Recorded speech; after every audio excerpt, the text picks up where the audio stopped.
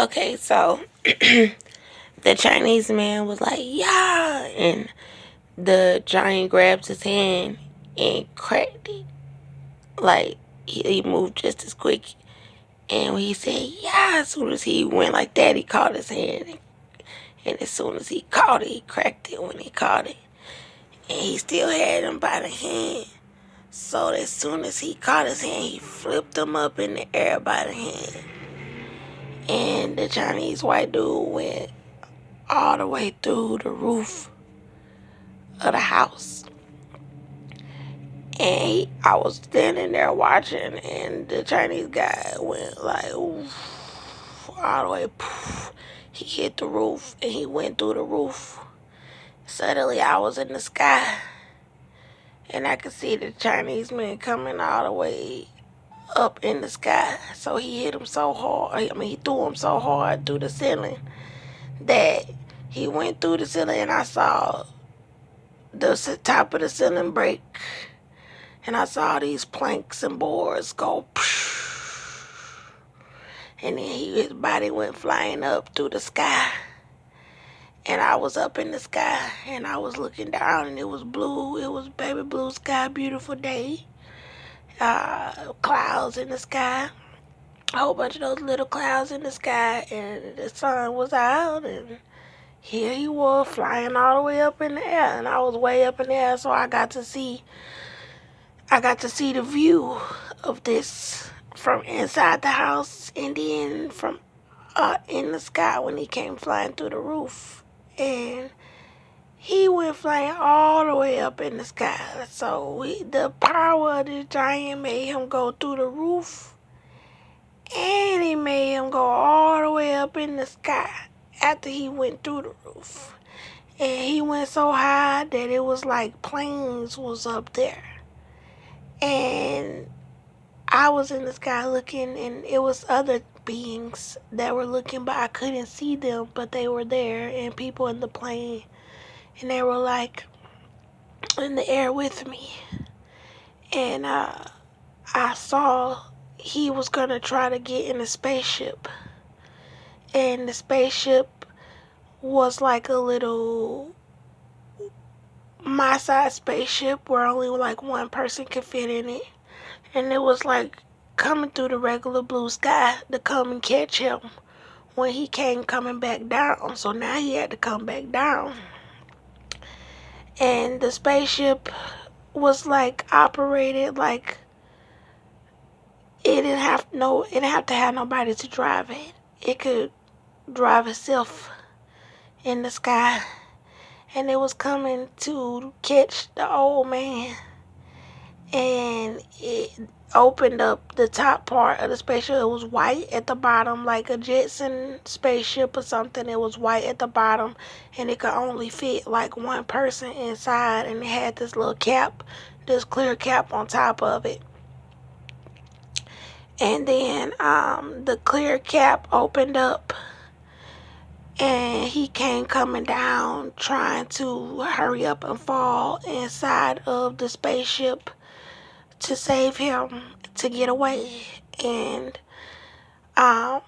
when he came coming down, he didn't make it inside of the spaceship, and he hit the outside of the bottom of the spaceship, and it was white.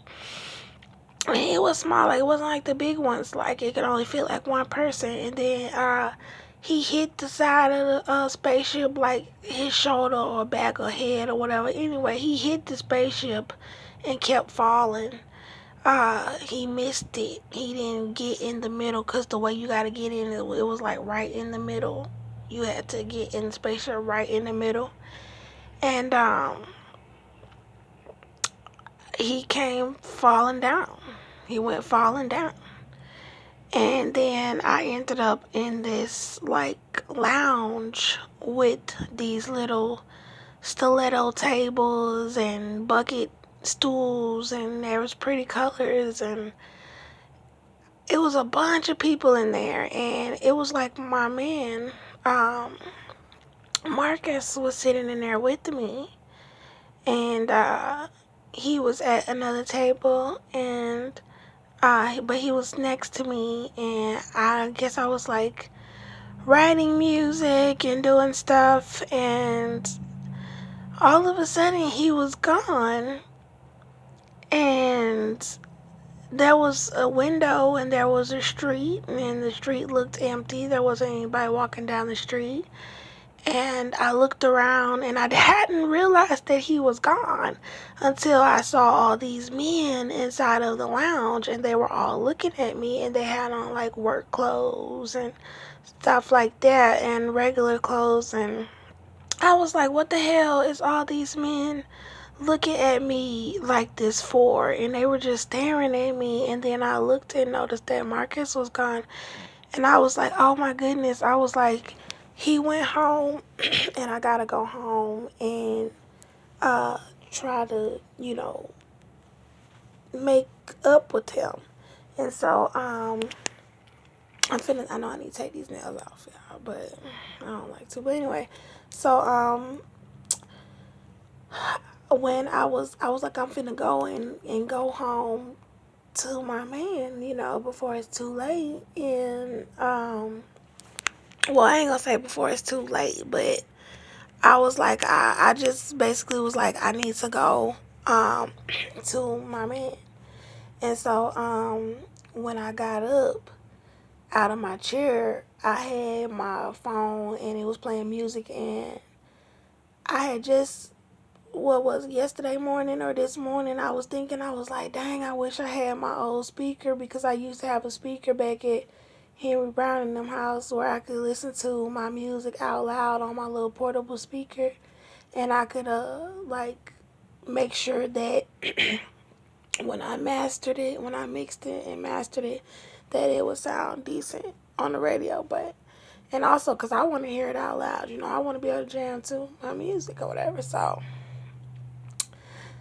I was outside thinking like, dang, I wish I had a speaker, but I don't got money to get one right now. So I gotta keep using my headphones when I want to listen to my music, or just listen to it on my phone. That ain't really loud enough. So um, basically, when I was getting up out of the chair and I was finna go home, I had my headphones, but I had a speaker too.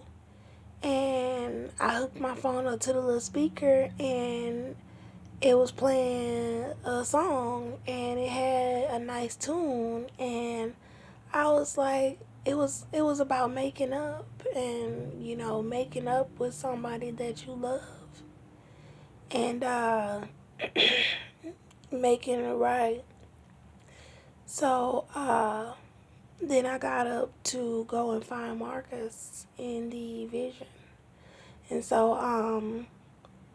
when I woke up, I was well, I was trying to play it off or whatever when I had first woke up, because at first I was not gonna remember like the vision at all, and 'cause sometimes my mind just goes completely blank when I wake up, and I won't remember anything that I saw.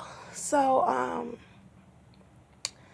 I remembered something about somebody going through the roof, and I was like, hold on, what the hell was I just dreaming about? And I remembered there was a giant. And I mean, it was a giant. It was a huge giant. And I remembered that I was with child, and the black man had me in this black vehicle and tried to go over a cliff. And when people had me in their cars like Ken and Julie, and he went over a curb on purpose, they was trying to hide my pregnancy, and everybody was trying to hurt the baby and cover up my pregnancy, and people would drive over stuff when I was in the car to go boom, boom, boom, boom, to try to hurt my belly and my baby. They are so fucking pathetic. And I remember when he was going over this cliff, that's why I hopped out of the car. I was scared, first of all, but I know that's why I hopped out of the car in midair and grabbed the cliff, because I'm like, you ain't finna drive us over no cliff to hurt this damn, lower my baby in there, but to hurt this baby. And then I remembered the girls making fun of my belly, talking about, oh, her stomach's so small, and looked like something wrong with her stomach and talking about my child. And I stood up and said my belly is normal size. Well, I said my baby is normal like any other baby's baby bump. When I stand up, you can tell if you look at it. And then I was like, I'm small. Don't talk about my baby. And that's when I was remembering other things, and I was like, I need to just go ahead and record it because I'll forget. And then I tried to play it off because I wanted to record the melody, the song that I heard in my vision that was coming from my speaker. And my man was laying right next to me, and I didn't want him to think that I was crazy. I wake up singing a new song. I wake up singing and recording a song, and he like, cause he already got to deal with me sometimes recording my visions. But then I'm waking up singing, so I started singing the song to him, and I was recording it too, but he didn't know I was recording it because I was hiding my phone. And I just started singing the song to him, and he was laughing. He was like, "You crazy?" Because I woke up singing the song to him, saying, "I'm going to make it up to you." And then he was like, "All right, we going to see." And I didn't even realize there was anything that he felt that I needed to make up to him about. But I know I'm not perfect. I feel like I was the only one who was hurting. So if there's something that I did to hurt him, and I probably have, I'm pretty sure I have because we all do things in relationships, then it's my responsibility to make that right. But I also have my feelings as well. But I do have to acknowledge when I hurt someone, so that they can be happy too. And so, basically, I don't know. I'm just gonna let God lead me and guide me as far as what to do with my love life, from day to day, because it changes like the seasons. Sometimes that was what my mother taught me when I was a little girl. And so we made love today before he went to work, and I know that's kind of personal, but he's take that very serious if I say no. And if I'm not really affectionate and I call him off guard, and I wanted to do it. So, like, it was kind of different when it was me wanting to do it, but he said he loved me and he kissed me a bunch of times. So, hopefully, we can, just start going on a better note because I'm tired of arguing every other day and fussing and fighting. I'm glad that I didn't see like any bad stuff happening to children in my visions because I don't like to see stuff like that, but I understand that we have to face things sometimes. But the part about my baby and people, girls out there saying anything about my child, first of all, let me tell you something. Don't you open up your mouth and say anything about my baby